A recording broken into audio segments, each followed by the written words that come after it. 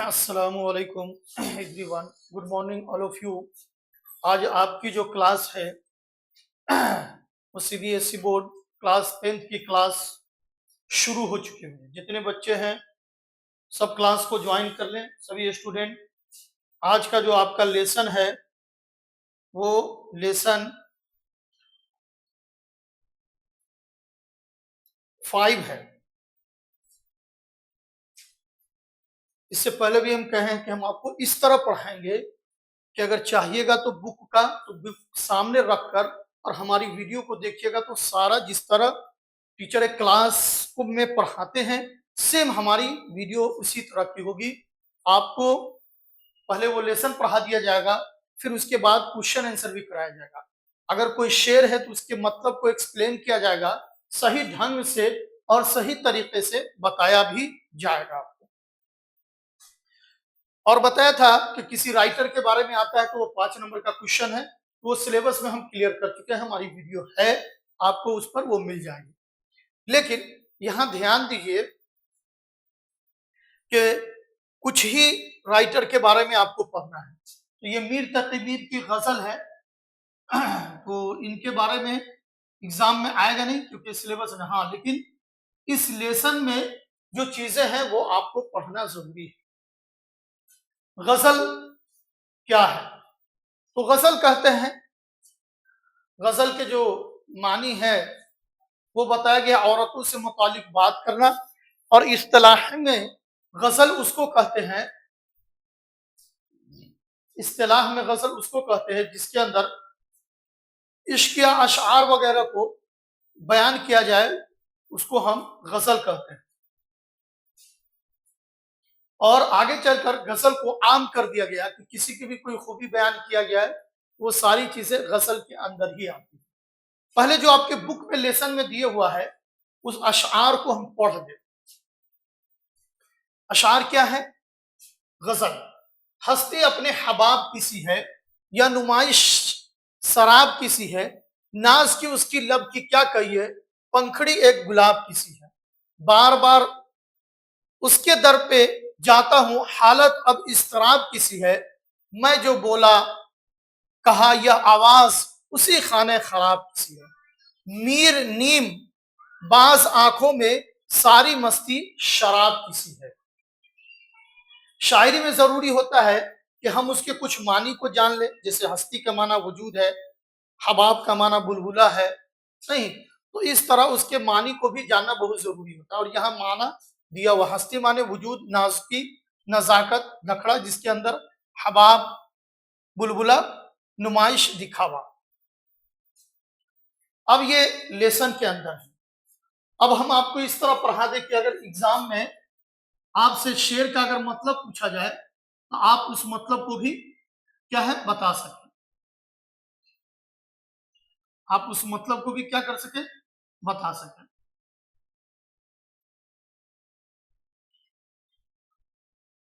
सबसे पहले ये है कि गजल के बारे में दो चीजें बहुत फेमस है जो पूछा भी जाता है। गजल के अंदर दो चीजें फेमस है, पूछा भी जाता है। एक है मतला, क्या है? मतला।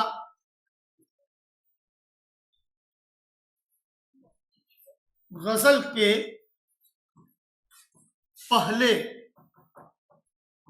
शेर को मतला कहते हैं, यानी गजल का जो पहला शेर है वो क्या कहलाएगा?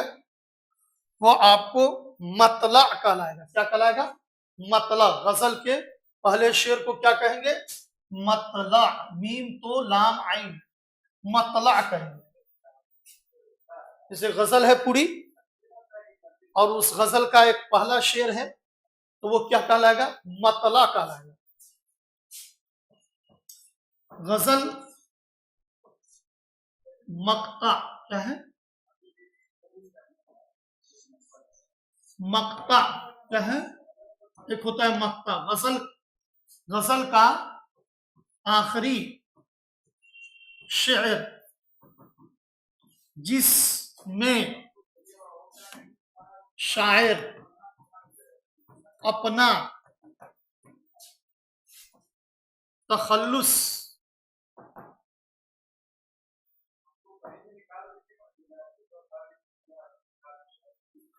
गजल का आखिरी शेर जिसमें शायर अपना तखल्लुस बयान करता है वो क्या कहलाता है? मक्ता। फिर से समझिए इसको, एग्जाम में पूछा जाता है। मतला गजल के पहले शेर को मतला कहते हैं। मक्ता गजल का आखिरी शेर जिसमें शायर अपना तखल्लुस यानी छोटा सा एक पसंदीदा नाम बयान करता है, जैसे गालिब, पूरा नाम है असदुल्ला मिर्जा खालिद का गालिब। इसी तरह जो है जौक इब्राहिम है। इसी तरह जो है हाली, पूरा है अल्ताफ हुसैन हाली है। तो इस तरह शायर अपना शेर के लास्ट में क्या है, वो अपने नाम को भी बयान करता है इस तरह। तो ये दोनों चीजें बहुत फेमस है, इसको याद कर लीजिएगा, एग्जाम में आपको बहुत काम आने वाला है और ये पॉइंट की चीज है।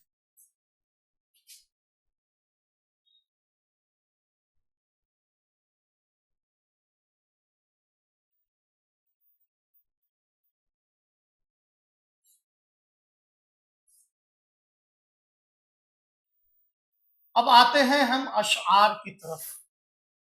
क्या आते हैं? अशआर की तरफ।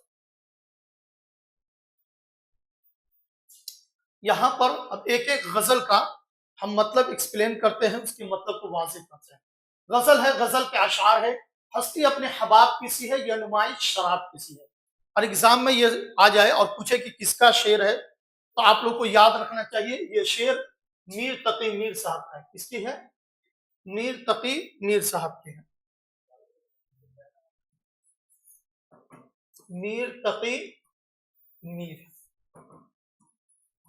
ये चीज बहुत पूछा जाता है 2 नंबरी क्वेश्चन में और 1 नंबरी क्वेश्चन में बहुत पूछा जाता है कि कोई शेर दे देगा और पूछा जाएगा कि इसका राइटर, इसका लेखक, इसका मुसन्निफ कौन है, तो वो आपको बताना पड़ेगा।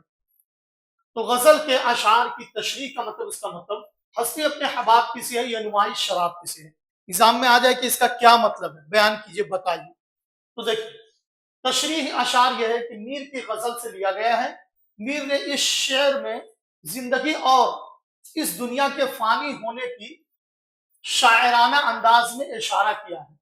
वो कहते हैं कि जिस तरह पानी का बुलबुला कुछ देर के लिए नमूदार होता है, नमूदार मतलब जाहिर होना, दिखना, और फिर खत्म हो जाता है, इसी तरह हमारा वजूद, हस्ती यानी हमारी जिंदगी, पोयम में जो हस्ती का लफ्ज इस्तेमाल किया है वो जिंदगी मुराद है। इसी तरह यह दुनिया की रौनक और नुमाइश भी एक धोखा है जहां हर शय खत्म होने वाली है।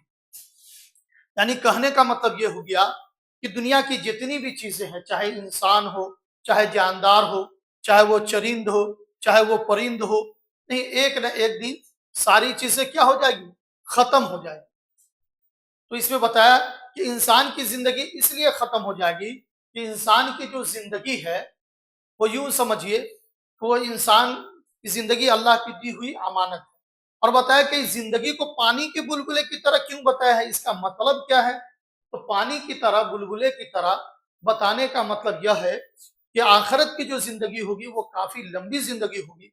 तो दुनिया की जिंदगी आपको बताया गया कि पानी के बुलबुले की तरह मिली हुई है। इंसान को घमंड और नहीं करना चाहिए। फिर आगे बताया कि नुमाइश का मतलब होता है दिखावा, यानी जितनी चीजें भी दिखावा के तौर पर है वो सब क्या है? बेकार और फजूल है, क्योंकि जो चीजें दिखावे की होती है वो ज्यादा दिन तक नहीं टूटती है।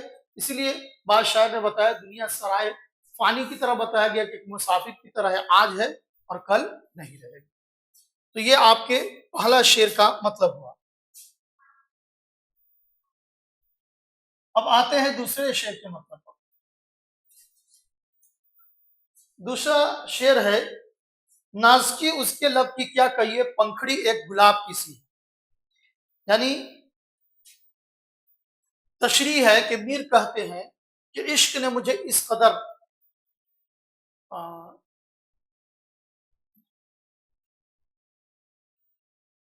इसमें जो है बताया है शेर में कि मीर ने अपने महबूब के नाजुक सुर्ख होठों को गुलाब की पंखड़ी से तशबीह दी है। वो यह कहते हैं कि मैं अपने महबूबा के लब यानी होठ की नाज़ुक को बयान करता हूँ, बस समझ लीजिए कि वो एक गुलाब की पंखड़ी के मानी में है। यानी अपनी महबूबा से जिससे वो मोहब्बत करता है उसको पंखड़ी के गुलाब से कहा गया है। और गजल के अंदर आपको बताया था कि औरतों से मुतालिक बातें होती है और इश्किया अशार वगैरह होते हैं। तो गोया के महबूबा को जो इन्होंने बयान किया है वो बहुत ही मिसाल जो दी है तो वो फूल के पंखुड़ी की तरह यानी बिल्कुल नाजुक और कोमल की तरह बयान किया है। आगे है बार बार उसके दर पे जाता हूँ हालत अब इस्तिराब किसी है। यानी तशरी है कि मीर कह रहे हैं, मीर इस बात को कह रहे हैं कि इश्क ने मुझे इस कदर बेचैन यानी बेचैनी कर दिया है, मुस्तरिब कर दिया है कि मैं अपने महबूब के दीदार के लिए बार बार उसके दरवाजे पर जाता हूँ, मुझे किसी तरह चैन नहीं आता है। क्योंकि राइटर अच्छे हैं तो अब गजल का दोनों मतलब लिया जा सकता है। शेर के दो दो मतलब मफहूम होते हैं क्योंकि मीर तकी मीर अच्छे शायर हैं, इसलिए इनके बारे में कहा गया कि इसमें जो लफ्ज इस्तेमाल किया कि बार बार उसके दरवाजे पर जाता हूँ और हालत अब इस्तिराब किसी है यानी बेचैनी की तरह है महबूब को। आदमी को जिससे जिस लगाव हो जाता है इंसान उसकी तरफ बेचैनी से जाता है। नहीं, अगर किसी को मोहब्बत किसी से है तो वो आदमी उसके देखे बगैर चैन नहीं हो सकता है। यहाँ क्योंकि मीर तकी मीर अच्छे राइटर है तो यहाँ ये भी मुराद हो सकता है कि वो नेकी मुराद लेते हैं कि आप मस्जिद है, अजान हुई, किसी कोई नेकी करना चाह रहा है तो उसका दिल लटका हुआ देखिएगा। बाज अजान हुई, बहुत सारे लोग मस्जिद की तरफ या जो लोग इबादत करते हैं अपने अपने हिसाब से करते हैं। तो इस शेर के अंदर इन्हीं सब चीजों को बयान किया गया। आगे है, मैं जो बोला यह आवाज उसी खाने खराब की सी है। तशरीह में कह रहे हैं कि मेरी आवाज सुनकर मेरे महबूब ने कहा यह तो उसी खाने खराब की सी है। ये आशिक की आवाज सुनाई है, शायर को एहसास है कि महबूब और उसकी आवाज को जानता और पहचानता है। आदमी को जिससे लगाव होता है फितरी तौर पर वो 10 की भीड़ में भी आवाज को पहचानता है। जैसे एक छोटा बच्चा है उसको माँ से लगाव है, अगर छोटा बच्चा भीड़ में भी हो अगर आवाज सुन लेगी तो माँ आहर से समझ जाती है कि ये मेरा ही बच्चा है।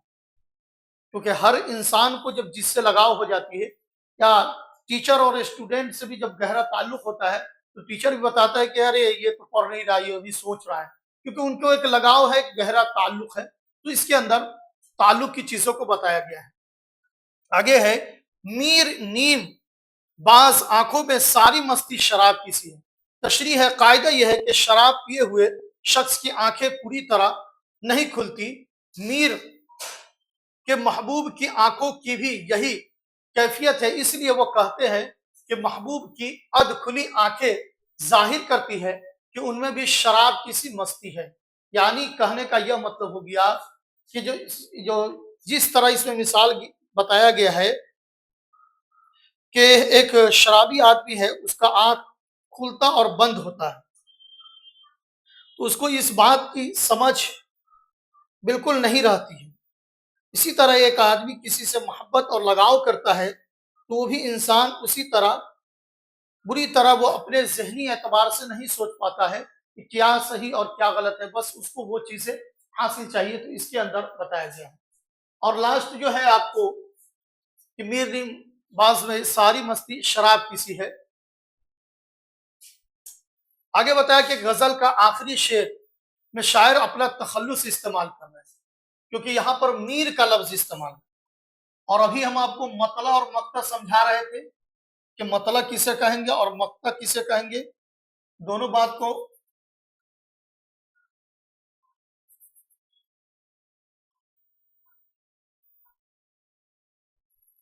सर में वाले।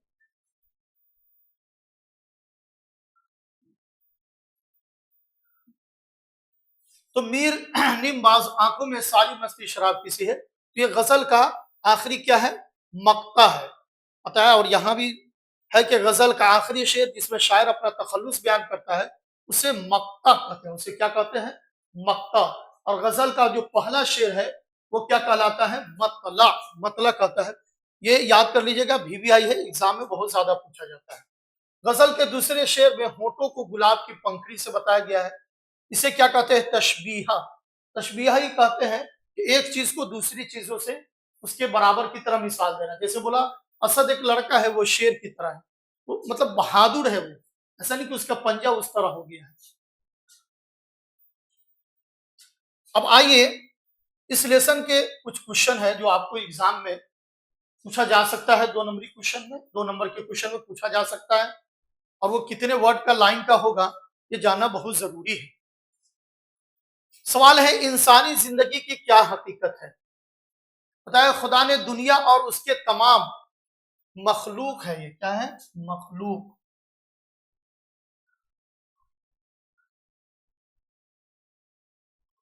ये मखलूक लफ्ज है।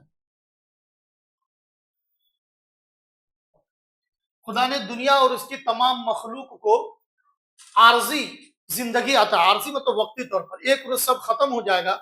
शायर ने दुनिया की नापायदारी और हस्ती को पानी के बुलबुले जैसा बताया कि जिस तरह वो कुछ देर के लिए पानी की सतह पर नमूदार होता है, इसी तरह हस्ती,